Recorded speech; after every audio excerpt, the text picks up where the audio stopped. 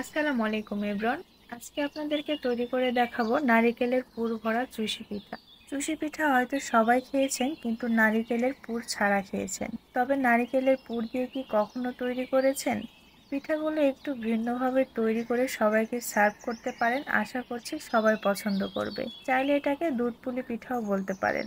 পিঠাগুলো তৈরি করার জন্য প্রথমে নারিকেলের পুরটা রেডি করে নিব। পুর তৈরি করার জন্য চুলায় কড়াই বসিয়ে আমি আগে থেকে কুড়ানো নারকেল দিয়েছি 1 কাপ। 1 কাপ নারকেলের মধ্যে আমি এখন গ্রেট করা খেজুরের গুড় দিয়ে দিচ্ছি। মিষ্টিটা আপনাদের পছন্দ মতো দিবেন। ফ্লেভারের জন্য দিয়ে দিচ্ছি 2টা সাদা এলাচ।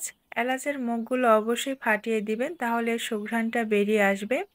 2 টুকরা দারুচিনি দিয়ে দিচ্ছি। একটা তেজপাতা দিয়ে দিচ্ছি। এবার এই নারিকেল আর গুড়টা নাড়াচাড়া করতে থাকবো যতক্ষণ পর্যন্ত গুড়টা গলে না যাচ্ছে। এখানে কিন্তু কোনো এক্সট্রা পানি দেওয়ার প্রয়োজন নেই। কিছুক্ষণ এভাবে নাড়াচাড়া করতে করতে যখন গুড়টা গলে যাবে তখন গুড় থেকেই পানি ছাড়বে। কিছুক্ষণ নাড়াচাড়া করে নেওয়ার পর দেখতেই পাচ্ছেন গুড় থেকে কিন্তু পানি ছেড়ে গেছে আর সবগুলো গুড়ই কিন্তু গলে গেছে। এবার এই পানিটা শুকিয়ে আসা পর্যন্ত এভাবেই নাড়াচাড়া করতে থাকবো।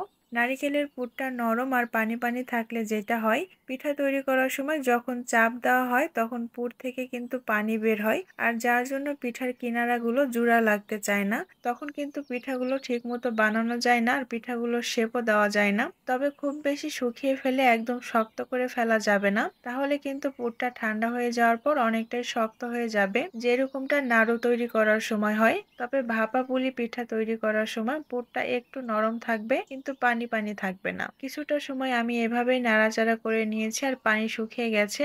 এবার আমি পুরটাকে উঠিয়ে নিচ্ছি।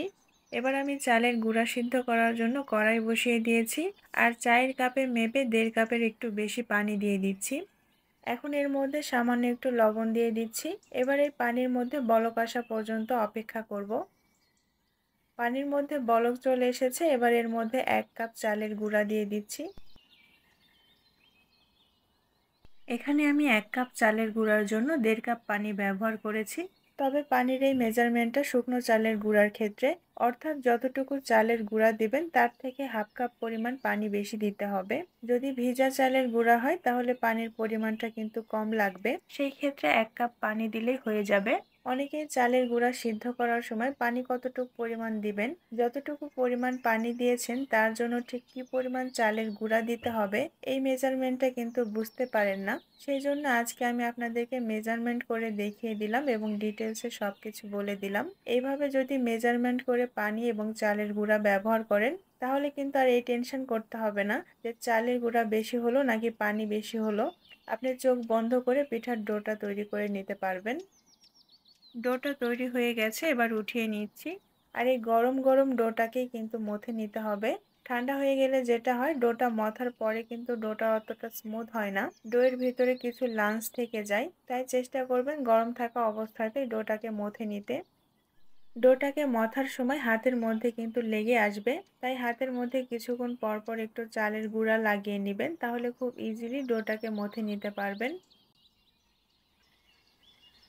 ডোটাকে খুব ভালোভাবে মথে নিয়েছি। এবার এখান থেকে কিছুটা সিদ্ধ আটা নিয়ে নিচ্ছি আর বাকি ডোটা ঢেকে রেখে দিব। এতে করে ডোটা ড্রাই হয়ে যাবে না এবং বেশ খানিকটা সময় এটা সফট থাকবে। এবার আটাটাকে আবারও খুব ভালোভাবে মথে নিচ্ছি। এখন এটা ঘুরিয়ে ঘুরিয়ে গোল করে নিচ্ছি। এবার হাতের মধ্যে একটু আটা লাগিয়ে নিলাম, এতে করে ডোটার হাতের সঙ্গে লেগে যাবে না। এখন আঙুল দিয়ে মাঝখানে চাপ দিয়ে একটু গর্ত করে নিব। এবার এই গর্তের মধ্যে রেডি করে রাখা নারিকেলের পুরটা দিয়ে দিচ্ছি। এখন মুখটা বন্ধ করে দিব। মুখটা খুব ভালোভাবে বন্ধ করে দেওয়ার পর হাতের মধ্যে একটু চাপ দিয়ে নিব। আর কিভাবে চাপটা দিচ্ছি সেটা হয়তো দেখতেই পাচ্ছেন। এভাবে চাপ দিলে ভিতরের বাতাসটা বের হয়ে যাবে, তখন খুব ইজিলি চুই পিঠার শেপ দিতে পারবেন। এবার প্রথমে পিঠার মাঝখানটায় সমান করে নিব। এখন দুই সাইডের অংশটাকে একটু সোজালো করে নিব। আর কিভাবে করছি সেটা হয়তো দেখেই বুঝতে পারছেন। যদি হাতের মুঠোর মধ্যে চাপ না দিয়ে সরাসরি তৈরি করতে যান তখন পিঠাগুলো ফেটে যাবে, পিঠাগুলোর শেপ সহজে নিয়ে আসতে পারবেন না। আর এভাবে সবগুলো পিঠা তৈরি করে নিব। এবার পিঠাগুলোকে দুধের মধ্যে জাল করার আগে প্রথমে গুড়টাকে জাল করে নিব। আমি এখানে 1 কাপের মতো গুড় নিয়েছি আর পানি দিয়ে দিচ্ছি পরিমাণ মতো। আপনারা মিষ্টি কেমন খেতে পছন্দ করেন সেটা বুঝে গুড়টা নেবেন। এবার এর মধ্যে দিয়ে দিচ্ছি 2 টুকরা দারুচিনি, 2টা সাদা এলাচ এবং একটা তেজপাতা।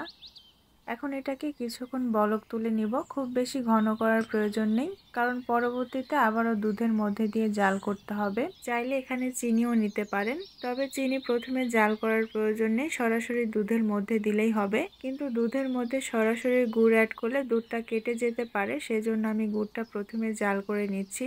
এভাবে গুড় জাল করে লিকুইড করে ঠান্ডা করার পর দুধের মধ্যে অ্যাড করবেন, তাহলে কিন্তু আর দুধটা কেটে যাবে না। যখন গুড়ের এই পানিটা পুরোপুরি ঠান্ডা হয়ে গেছে তখন এর মধ্যে দুধ দিয়ে দিচ্ছি। গুড়ের মধ্যে কিন্তু অনেক ময়লা থাকে, চাইলে আপনারা ছেঁকে নিতে পারেন। তবে এই গুড়ের মধ্যে কোনো ময়লা ছিল না, তাই আমি আর ছেঁকে নিইনি, সরাসরি এর মধ্যে দিয়ে দিচ্ছি। আমি হাফ লিটারের মতো দুধ দিলাম। আমার কাছে মনে হচ্ছে দুধটা একটু কম হয়েছে, তাই আবারও হাফ লিটার একটা দুধের প্যাকেট নিয়েছি, সেখান থেকে যেটুকু দুধ গলেছে সেইটুকু আবারও দিয়ে দিচ্ছি। এরপর বরফ থাকা অবস্থাতেই দুধটা দিতে যেয়ে আমি আবার দিলাম না, কিন্তু পরবর্তীতে আবারও দিয়ে দিয়েছি, আর যার জন্যই দুধটা কিন্তু একটু কেটে গেছে। ওই যে বলে না, যেখানে বাঘের ভয় সেখানেই সন্ধ্যা হয়, তো এখানেও সেটাই হয়েছে। এই গরম দুধের মধ্যে বরফ দুধটা দেওয়ার জন্য দুধটা কিন্তু একটু কেটে গেছে, সেটা হয়তো দেখতেই পাচ্ছেন। আপনারা কিন্তু এই ভুলটা করবেন না। তো যাই হোক, ভুল যেহেতু একটা হয়ে গেছে, কি আর করার। দুধের মধ্যে বলক চলে আসলে এবার পিঠাগুলো দিয়ে দিচ্ছি।